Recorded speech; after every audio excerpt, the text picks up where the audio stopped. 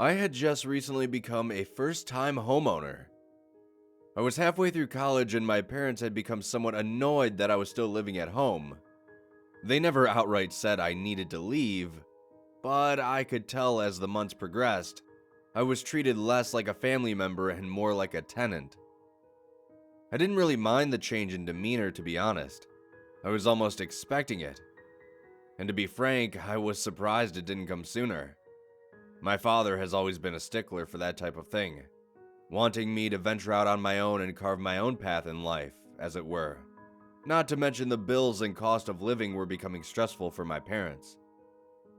I spent half a year saving up money so I could place a down payment on a house. My mother, who had been a realtor for the better part of a decade, told me she'd be more than happy to help me. We spent 3 weeks looking around at quite a few places, but the majority were vastly out of my price range. During the final week, just as we were about to call it quits, we found one. The house was smack dab in the middle of the suburbs, not too far from where my parents lived. The reason we didn't go to the place from the very beginning was that the listing hadn't been posted until our second week of house hunting. I found it somewhat odd that the house that I had decided on had only just become available, but that quickly faded from my mind. The outside of the house was as ordinary as any other. If you weren't actually looking out for it, you'd probably miss it. Hell, it took the pizza guy 20 minutes alone just to find my place. The interior of the house was just as plain. A tiny living room greets you as you walk in, followed by a nook, which the listing described as a dining room. That then extends into the kitchen. Apart from the kitchen is a very narrow and short hallway which leads to the master bedroom. I say master because it's the only bedroom in the entire house. The door immediately next to the bedroom is the bathroom. The bathroom was actually the nicest part of the house. It was much larger than I thought it would be. There is a door in the kitchen that leads down to the basement. I only examined the basement briefly before returning upstairs.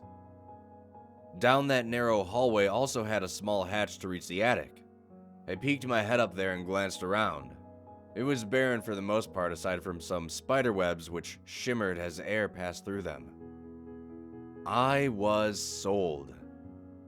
My mother aided me with all the paperwork, as well as even co-signing on the mortgage. I was happy to finally have a place to call my own. Over the next few weeks, I used that time to transfer all my belongings to my new place. I hardly had any furniture to fill the house, but I didn't really need all that much to begin with. The first few months of living there took some getting used to, though once I became accustomed to my new surroundings, I loved every minute of it. I got into a nice routine of going to school in the morning and work in the evening. It was a lot to do, yeah, but I was making good money and genuinely enjoying life. That was until a couple weeks ago, and the whole reason I'm writing this out. About a month ago, I had been hearing strange noises coming from my basement. The noises weren't anything menacing or supernatural. I wasn't hearing footsteps below me or ghostly laughter or even random knocking. It was the sound of running water. It sounded similar to the sound you hear when you flush a toilet. However, it was coming from below me, in the basement. When I first heard this, I didn't go to check it out of fear I might find something. So I simply waited. After a few minutes, the sound dissipated and I went back to bed, albeit more alert. This went on every few days or so.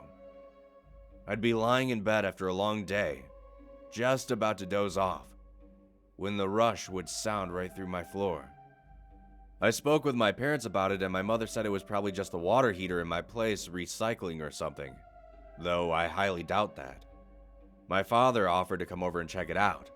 I declined, but thanked him anyway. After a week of this, I finally worked up the nerve to investigate the strange noises. I waited until noon and descended the creaky steps into the dark abyss that is my basement. I flipped the switch on the wall, and a dull glow of the single hanging bulb bathed the small room in light. There were shelves and boxes strewn about, but my attention was turned to the pipes overhead. I thought perhaps there had been a leak somewhere that was causing the sound, though upon my inspection I found nothing. However, I did see in the area right below my bathroom was a pipe with a spigot attached. I thought perhaps this was the culprit, though when I felt the ground below it, everything was completely dry. That night, however, like clockwork, the sound of rushing water could be heard right below me. I decided that I would deal with it later, but at this point I was in desperate need of some sleep. It wasn't necessarily the sound which was keeping me awake, but the not knowing why which was disturbing me. I called my parents and asked them if I could crash on their couch for a day or two, at least until I could get a plumber to inspect the pipes. My father was once again adamant on him going over and fixing it, but I refused, opting instead to have a professional come look at it. He was a bit annoyed at my decision, but respected that I was trying to solve things on my own. The first night at my parents' house was bliss. The silence that washed over me during the night was simply incredible. I slept better than I had in the last month. When I awoke, I felt refreshed and mentally ready to tackle this problem. I called the local plumber and they told me they'd be able to send someone the next day. That day, I made my way back over to my house, and what I found still unnerves me when I think about it. As I approached my front door, I noticed that the framework around the lock had been kicked in. Someone had broken into my place. I immediately called the police, and not long after they arrived. I told the officer what I had found, and he searched my entire house, not finding anyone. I was then asked to search my place to determine if anything was stolen, but out of the small amount of items I owned, none of it was touched. The officer told me he would make a report, but there wasn't much else to do in this situation. I thanked him for nothing, and he left. I cleaned up what remained of the splintered wood and walked through the house once again. It was true. Not a single item had been taken. The entire house was how I had left it. I went back to my parents' house and told them what had happened. My mother offered for me to stay there as long as I wanted if I didn't feel safe. My father told me to go buy a gun. Truth be told, I considered doing both. The next morning, I didn't want to go back to my house, but I had a scheduled appointment with the plumber. I greeted him on the front porch and explained the situation to him. He nodded, informing me that a number of things could cause the rushing water sound. I led him to the basement and he searched each of the pipes for any leaks. During his search, I happened to glance down in the basement and I saw something. It caught my eye because 1, I had never seen it before, and 2, it was very out of place. At the base of the stairs, leaning against the wall, was a small yellow envelope. The plumber rambled off some possible causes for the sounds, but my focus was completely tuned to this letter that I knew I didn't bring into the house. I flipped open the flap and slowly slid out the paper. The writing on the letter looked as if someone had written it quickly, in the dark. It was very hard to read, but as I squinted, I could barely make out the message. I have been living in your basement for the past few months. Sorry about the water, but I get thirsty from time to time. Yesterday, a man broke into the house, and I took care of him. He won't come back ever again. I dropped the letter and took a step back, bumping into the hanging light bulb. The plumber looked over at me and asked if I was all right, but I was probably as pale as a ghost. Because, while the light bounced and swayed off the walls, I saw something I hadn't noticed when I first moved in. Tucked underneath the stairs was a small door that seemed to lead to another room. I quickly called the police and they came over. I informed them about the room and the letter I had found.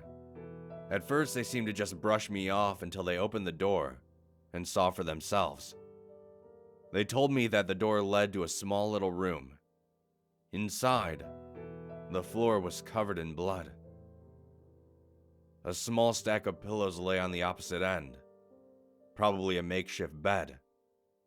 Some old books were stacked next to it, as well as a small tin bowl filled with water. Whoever had been living in my basement wasn't there anymore, but I wasn't any less freaked out. I was thoroughly questioned by the police. After all, they found a room with blood in it in my house. After a few days of being questioned by detectives, I was released. I told my mother that I wanted to sell the house immediately and she didn't protest. I'm not sure who was living in my basement or why, but he's not there anymore. Maybe he's moved on to a new location, though I'm not sure where. But I do know one thing. I won't be living in another house for a very, very long time.